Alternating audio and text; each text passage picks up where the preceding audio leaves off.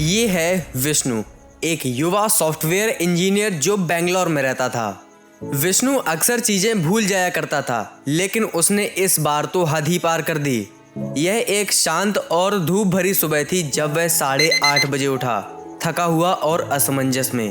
उसने अपने दादाजी से मिली हुई अपनी प्रिय एनालॉग घड़ी पहनी, जो उसे कभी धोखा नहीं देती थी।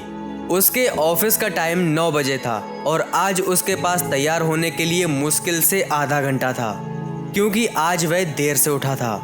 बिना दांत साफ किए और बिना मुंह धोए विष्णु जल्दी जल्दी अपने कपड़े पहनकर निकल गया, लेकिन अपना लैपटॉप बिस्तर पर ही भूल गया, जिसमें एक sci fi Hollywood film in the shadow of the moon चल रही थी। उसने फटाफट एक टैक्सी बुलवाई, लेकिन जब वह पीछे की सीट पर बैठा तो उसने कुछ अजीब देखा। सड़कें असामान्य रूप से खाली थीं, न भीड़, न गाड़ियां, न किसी प्रकार की आवाज, न कोई शोर। ऐसा लग रहा था मानो शहर के सभी लोगों ने एक साथ छुट्टी ले ली हो। आमतौर पर ऑफिस के दिनों में बेंगलोर 8 से 9 के बीच गतिविधियों से भरा रहता था, लेकिन आज सब कुछ अलग था।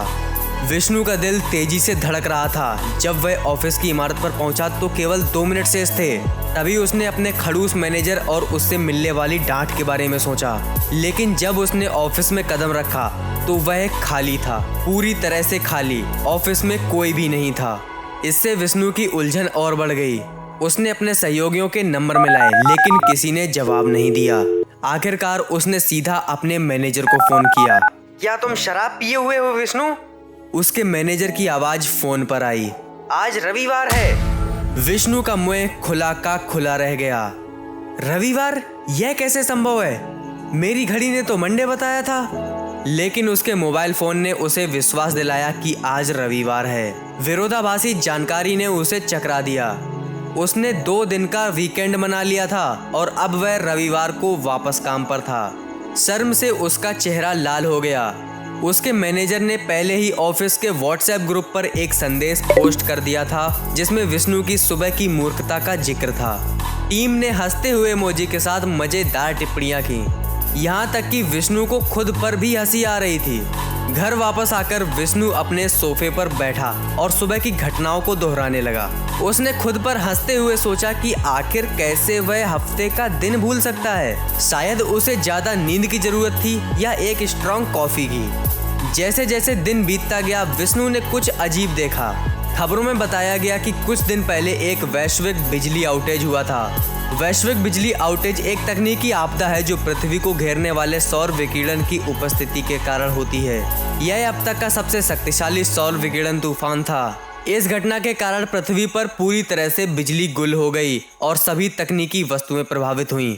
क्या यह उसके समय यात्रा जैसे अनुभव से संबंधित हो सकता है? उसकी एनालॉग घड़ी स्थिर थी, जबकि डिजिटल दुनिया ने समय का ट्रैक खो दिया था। और तभी उसे एहसास हुआ कि दुनिया सोमवार को भूल गई थी। किसी तरह ब्रह्मांडीय गियर फिसल गए थे और विष्णु ने खुद को एक ऐसी वास्तविकता में पाया जहां रविवार अनंत काल तक खिंचा जा रहा था। उसके मैनेजर का उसके नशे की हालत में होने वाला संदेश एक सम्मान का बैज बन गया। भूले हुए दिन के खिलाफ एक अनजान विद्रोही। इसीलिए विष्णु ने वही किया जो कोई भी समझदार व्यक्ति करता। वह अपने सोफे पर बैठ गया, नेटफ्लिक्स चालू किया और एक और दिन का आनंद लिया।